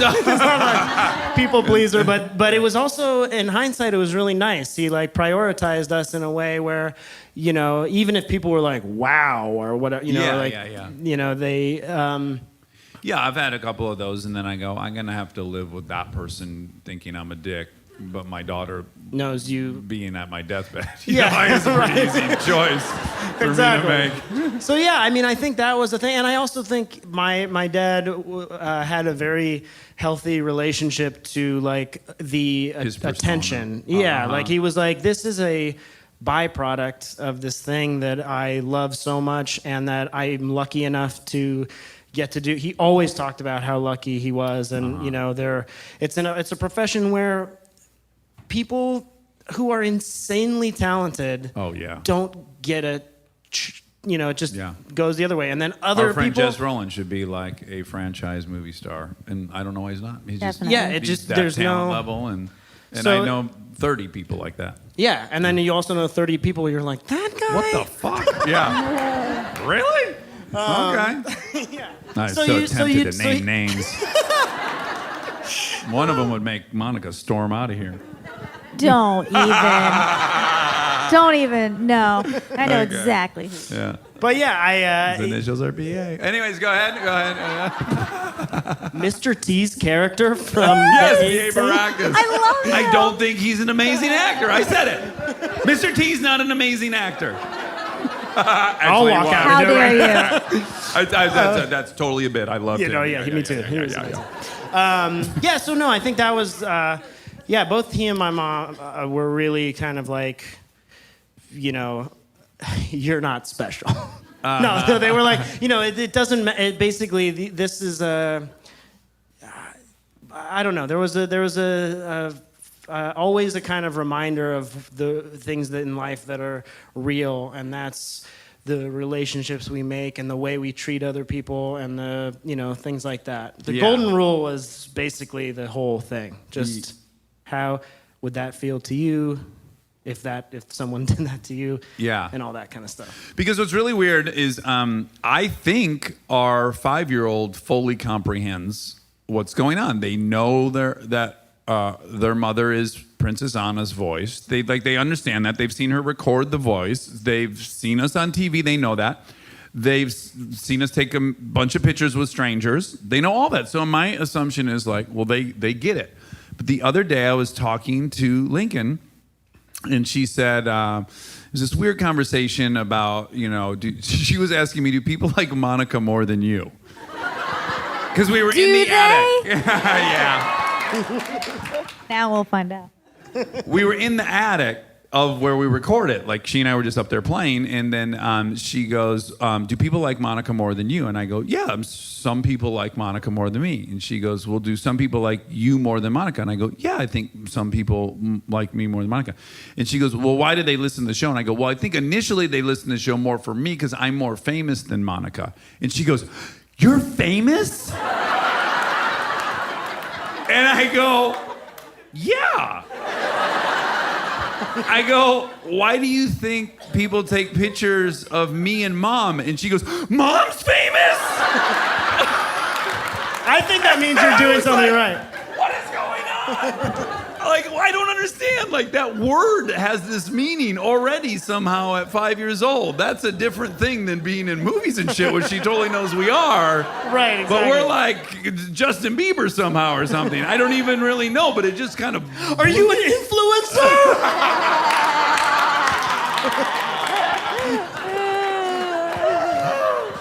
Are you an influencer? Well, it's not going to get better than that. Jason Ritter, I thank you so much for doing our inaugural run. Thank you, guys. Thank you for having me. Yes. So grateful.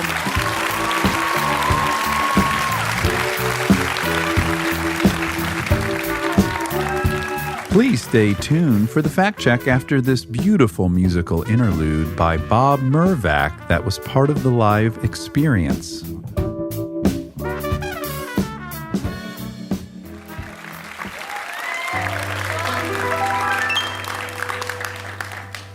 This one's about being out on the road. I'm from Detroit, Michigan. So I would technically be out on the road. But it doesn't feel like out on the road. It feels like home. In a westerly direction, this car is my train. I'm driving and I'm wondering what it is I'm running from again. And I feel like an 80-year-old man holding on to 29. And up ahead on that horizon is the California line. Oh, and I've had enough of my freedom of the road. Never was good with decisions. Hey, that's what I've been told. And up ahead of trucks carrying a wide load. A pretty fat house cut in half, yeah. A cute little front door and 2 windows. Ain't sure whether to cry or should I laugh. You see, I broke a home with myself once. As I stumbled to that door, I read your note by the dawn's lights. It said, don't you come around here anymore. And I've had freedom of the road. Never was good with decisions. At least that's what I've been told. Oh, and I've been holding on to my ticket, because one day I'll pay my toll. Magic road grants you freedom. Someone else, cause I'll be coming home. Yes, I am. But don't you know, there'll be no more pay-per-view movies in these economy motels. No more trash in my back seat from Burger King or Taco Bell. No more playing my trump cards with the ladies in the lounge. I think I'll leave a little something for the next tremendous crown. And I mean it this time. I mean it, yes I do.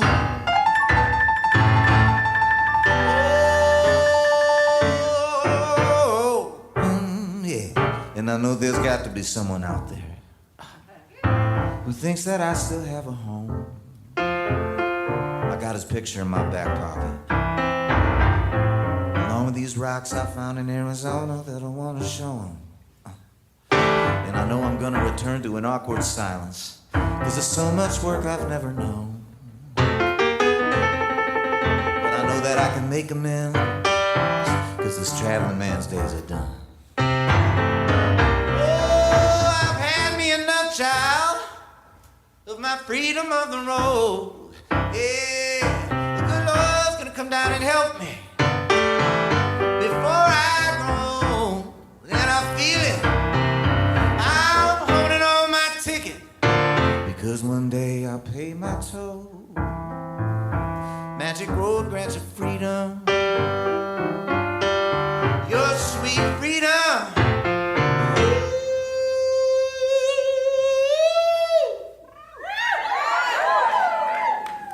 'Cause I'll be coming home.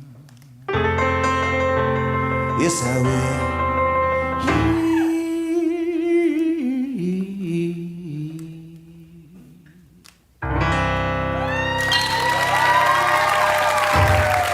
Thank you so much. Thank you, folks. I appreciate that.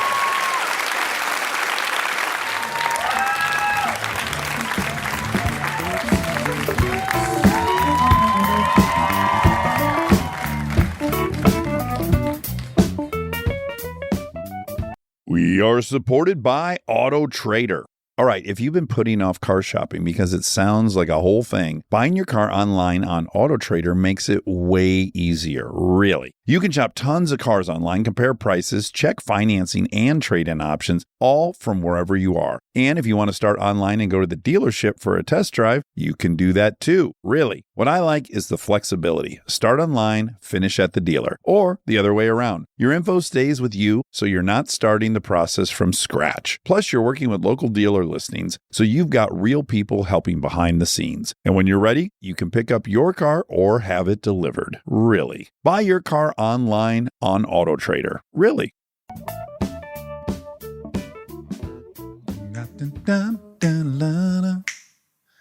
You can love it. You can live it. You can check out the facts now. I wish I knew some of the words to Mac Miller. Oh. Did you not even recognize that that was the song? I'm so sorry. We need to go to therapy. No. Well, what was I it? just gifted those songs I to know, but you. I've been mainly. I think that's the one that I'm not listening to. Okay, Mac Miller. What's the use? What's the use? That's the one. Check the facts. Yeah, I like that, but I'm more listening to Soulmate and Ladders. Ladders is phenomenal. Yeah. 2009 spectacular too. Oh, I don't have that one. If you're not aware of Mac Miller, he passed recently of a drug overdose. That's how I learned of him. I heard about his sad story first, and then I decided to check out his music. Now I'm a goddamn addicted. You are. We're a goddamn addicted? Yeah, and he has one song. Which is just bonkers. I heard this song as I was going through all the different songs, and I'm listening to it and I'm like, are they sampling Good Will Hunting? And not only are they sampling Good Will Hunting, but the fucking song's called Soulmate. Yeah. So I immediately shot it over to you. You did, a yeah. gift. Yeah. And I said, this gentleman wrote a song for you. Mm-hmm. I was can't imagine a powerful. song being more tailor-made for you. Couldn't be. Not possible. No. Unless there was a little part in it where they talked about cheerleading. But other than that, and Mike Sure. If it was like Soulmate, Good Will Hunting, cheerleading and Mike Sure, it would have just been Slam an dunk. explosion. Yeah, it was an explosion. Still an explosion. Yeah. Okay.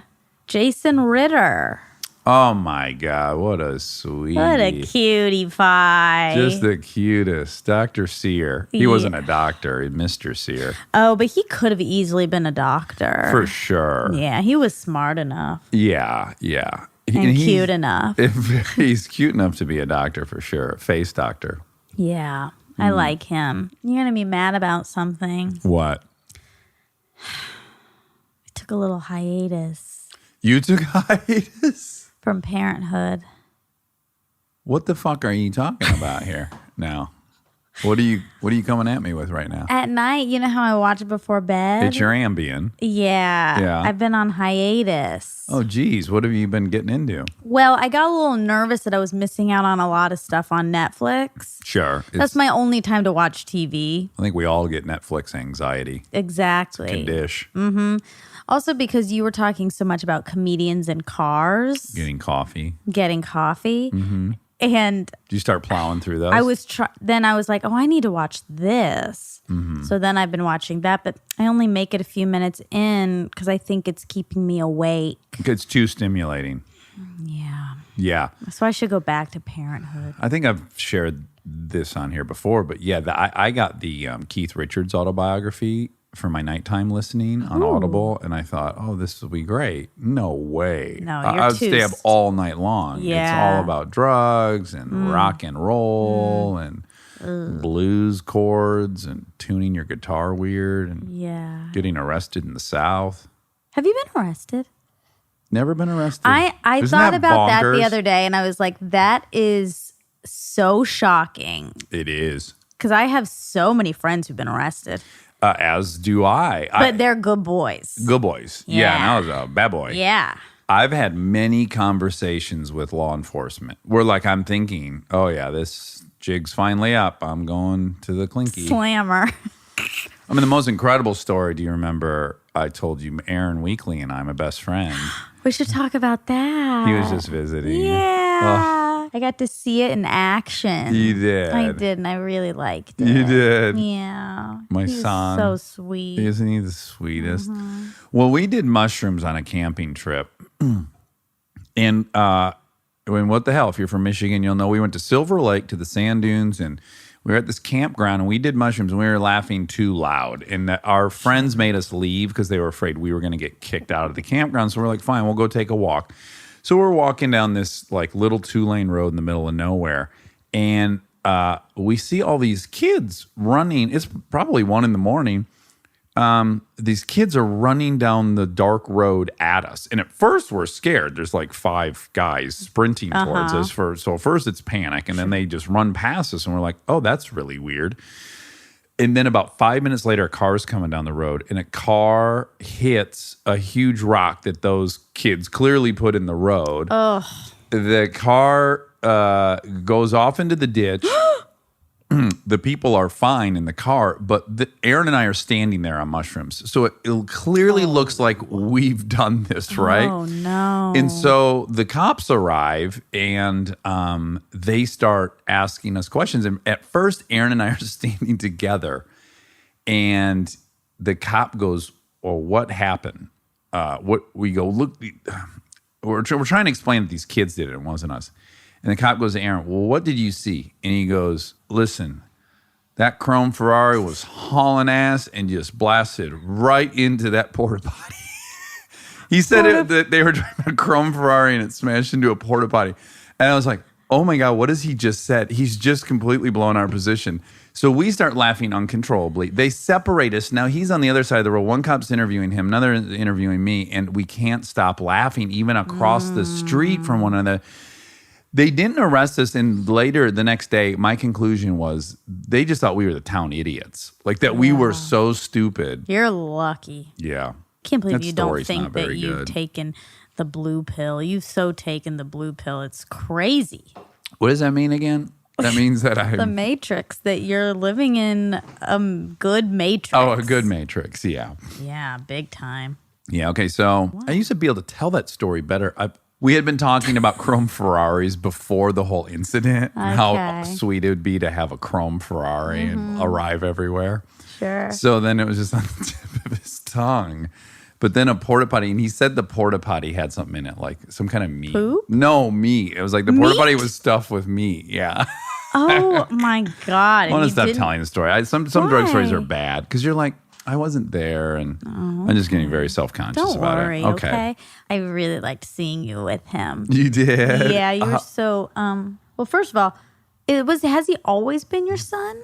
Or is he Yeah. he has. He's Okay. always been my son, yeah. Okay. Since like 7th or 8th grade, he started calling me dad. Okay, I didn't know if he became your son as an adult. No, but we had been, he had been calling me dad for so long that there was a period where I was 18 while he was still 17. There was 6 months. Oh. And you we could have been we his talked dad. very sincerely about me adopting him officially and legally.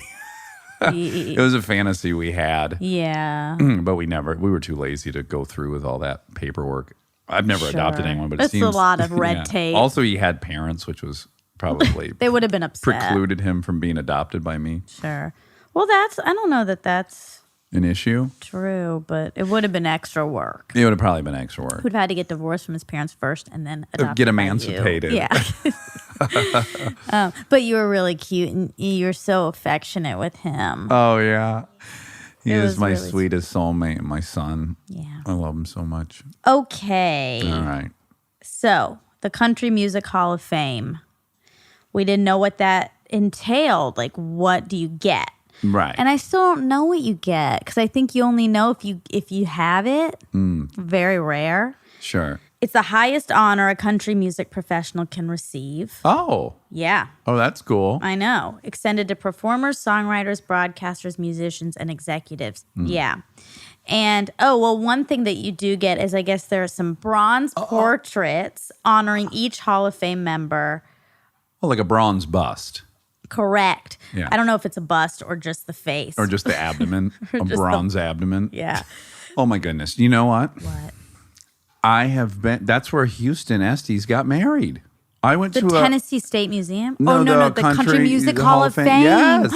And now that I'm thinking about it, I rolled by some of those bronze busts. You did? Yeah, it's they all were moved coming over there. Back to me now. It was a very elegant wedding. Fun was had by all. Yeah, and apparently there was a very tasty cake that I'll never have. An incredible cake. Even though they sent us the cake because they knew that you guys liked it and that the rest of us wanted a bite. But the problem is they don't send the right top if it's in the mail. It was missing a topping, yeah. They put caramel instead of marshmallow. Right. It was a bang 'em up cake. I really want it. Well, just Maybe- ask Houston to get married again. And invite me. Yeah. Yeah, I will. Okay, so you said you had orthodontia from second grade to senior year. I was very skeptical of that. Okay. That's a long time. It sure is. So I asked your mom. She said, and I quote, Oh, boy. she said, I believe so because he had to spend so many years in that contraption that stretched his lower jaw out to fit the... This does sound like a Laura LeBeau quote. to fit the same as the upper jaw. And then he had to have teeth removed. And then he had to have braces. I mean, it was a very long process. Now, do I think it was 7th grade to senior year? I can't tell you, but it sure sounds close. Yeah, second grade to senior year. I know. Oh, then I yeah. said that. And she said, yeah, it was a typo. Okay. So okay. she meant that. Yeah. Okay. She said it sounded right. Well, I had like virtually a decade of just retainers. Yeah. Before they even were able to correct all the crookedness. So did you have braces? Yes, eventually Okay. I had braces, but first they had to, like, as she said, Get it prepared. elongate my mandible to get rid of that overbite. And then they popped some teeth out in 7th grade. Right. And put some packing in there to try to make them grow in correctly. Yeah. I don't even know that helped, but whatever. Sure. It was forever. Just 2nd grade is so young. Your mouth hasn't even fully formed. Well, that's when you need to get at that mandible when it's still pliable. When it's still it was still loose. wet before it's fully dried.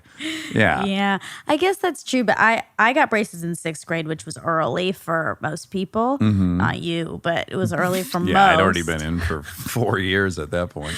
And there was a lot of talk about it. I think my dentist thought it was a terrible idea. Oh, really? Yes. Because they were going to shift so much anyways. Yeah, he was like, we don't know what's going to happen with her teeth. Right. But they did it anyway. And it worked. You have a great Sure. smile. We don't know what it would have looked like. Well, were they all janky before you got those? No. They weren't? They were You got perfect. braces I'm just with kidding. straight teeth? No, they were straight. It was about my bite. Oh, I had a was- cross bite. Ooh, that's weird.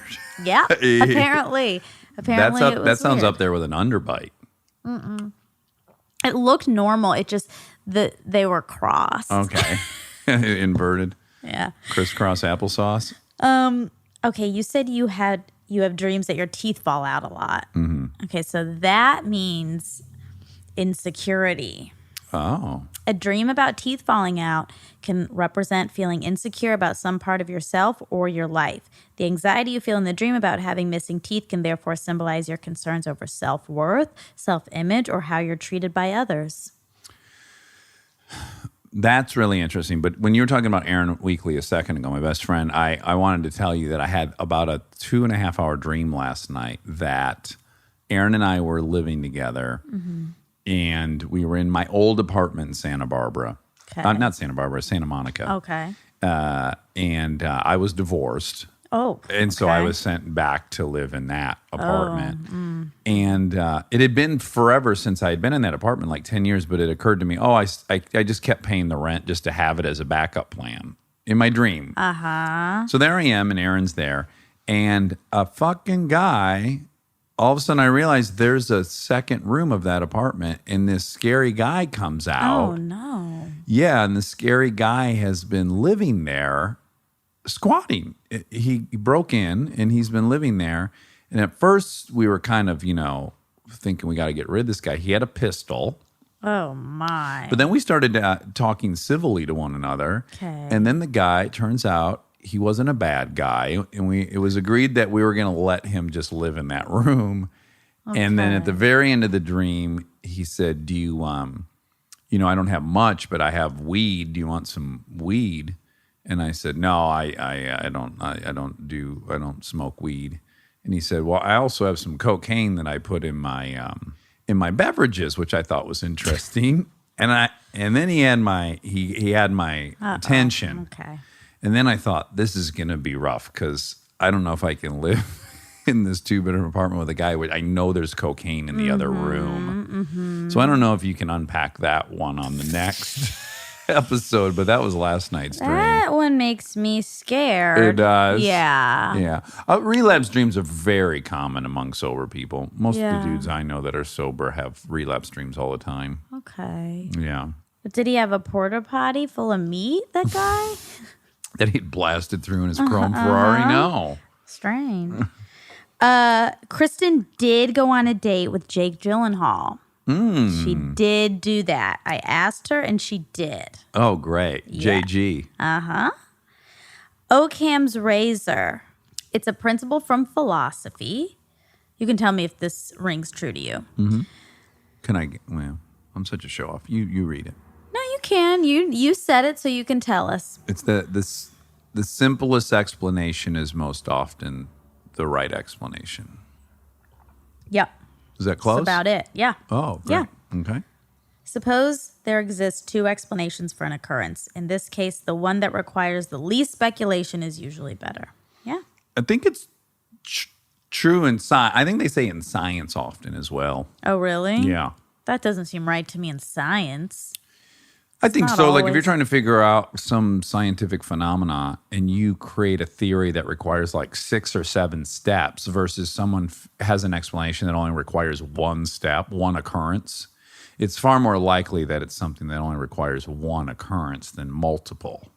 Like for water boiling, if they're observing water boiling, one person could say, well, maybe heat underneath the water caused it to boil. Or someone else could go, well, maybe we're at elevation. We're at 45,000 feet where the ATM is 0. And so the water, but multiple explanations of how the water's boiling. It just starts getting more preposterous than the easiest. So sometimes it is the elevation and stuff. Well, and I often talk about that. That's in the tipping point that airline accidents generally they're rarely one thing. It's generally accumulation of like 4 weird coincidences. So this is the opposite. Yeah, airline crashes are not Occam's razor. Okay. Some people say Occam's razor too. Oh, you said Hail Caesar didn't do well financially, and it made $63 million. It did? Is that Worldwide. Worldwide. Domestic, $30 million. Yeah. Budget was $22 million. So great. It was a profitable film. And I didn't mean to be disparaging about it. You weren't. Yeah. You weren't at all. But I was just being specific. This box office thing's become a hot button topic between you and I. Why? We have to tread so carefully. Why? Because that what we got in a fight about? Yeah, about Beverly Hills Cop. Right. Yeah. I got touchy. We don't really seem to avoid things that are touchy. No, but it is funny, like in any given relationship, like people would be like, well, we just know not to talk about religion or politics, and our thing is we know better than to talk about box office numbers. One thing, I feel like, you asked him about his virginity. Oh, yeah. You voiced this concern after I did? we recorded it. Yeah. I think I know what you're going to say. Go ahead. Oh, I don't even remember that. But you asked him about his virginity, and then he told us when it was. And I think the reaction was, it was really sweet. Mm-hmm. It was really sweet that he like waited or that he was 20. Mm-hmm. But, and I don't think I said this after, because I don't think I thought it. This is a different thing. Oh. Yeah. But when I was listening, I was like, I don't know that we need to act like it's good or bad Sure. at whatever age. Yeah, but this kind of ties into one critique you had, which I agree with, because I have a hard time relating with it. When a guy like him is so cute and has such a great personality, it's hard for me to imagine he didn't like have a lot of girlfriends. Mm-hmm. And so I kind of thought maybe he was just plain innocent or not owning up to how much he chased skirt, as they would say in the 50s. Mm-hmm. But then when it was revealed that he didn't have sex at 20, I then acknowledged, oh no, he's legitimately was really shy and didn't approach women. So for me, the cuteness came from the fact that, he wasn't just he really was shy. Mm-hmm. And I guess I thought it was the shyness that was cute. Right.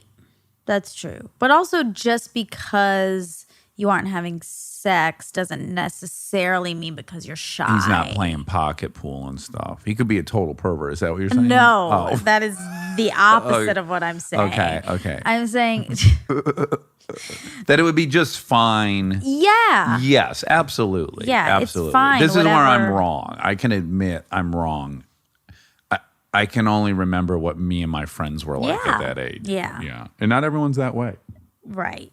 Well, you told me to fact check this, but we've talked about it on another episode, I think, about the role reversal between English girls and all of that whole thing. Yeah. And I didn't then, and I still can't find anything to corroborate that. But so go ahead. I'm going to have to find that. You are. I am going to, because even when I had that lunch with Eric Weinstein, he was like, no way. He said no way. He said there's no way. It goes totally against your point about biology and evolution and men needing to spread their seed and women being which you act on that a lot. I sure do. But I never would underestimate the power of culture. We do so many things that are like completely bonkers to our biology. If that's true, then that argument should override all of these other arguments. Like, then we can train a culture to not have any of that. Yeah, we can transcend all of our stuff. I'm very pro transcending our animal instincts. You and I just generally argue, in my opinion, I'm interested in causality or explanation, not excuse. That's where you and I seem to cross wires. Is you think I'm making an excuse. I'm just interested in the explanation. And I'm fine to then transcend that, but I think it's relevant to know what you're up against first. Well, and then what I need is you to say, but we can move beyond. We can and into a solution. Yeah, but the tasty thing we could debate is how is it going to evolve? Like there is a mating ritual between animals, and the current mating ritual seems to be increasingly getting outmoded. It needs to change, but it's going to require an equal evolution on the female side as there is in the male side. So the male's got to fucking pump the brakes and get respectful. And then women are going to have to be more assertive, or people just aren't going to fuck. Agreed. Yeah. Yes, I agree. Yeah. So I don't know. So I'm fully game for the conversation for young boys, but I'm not hearing any conversation about what are young girls being told. Well, I think right now there's a focus on let's clean up this thing first. Okay. The thing that's fair. more harmful. Sure. And then, but I totally agree with you that it does require a full societal shift across both genders. Yeah. Yeah. That's all. Okay, great. Well, wonderful. I think we fixed it. We fixed it. I love you. I love you.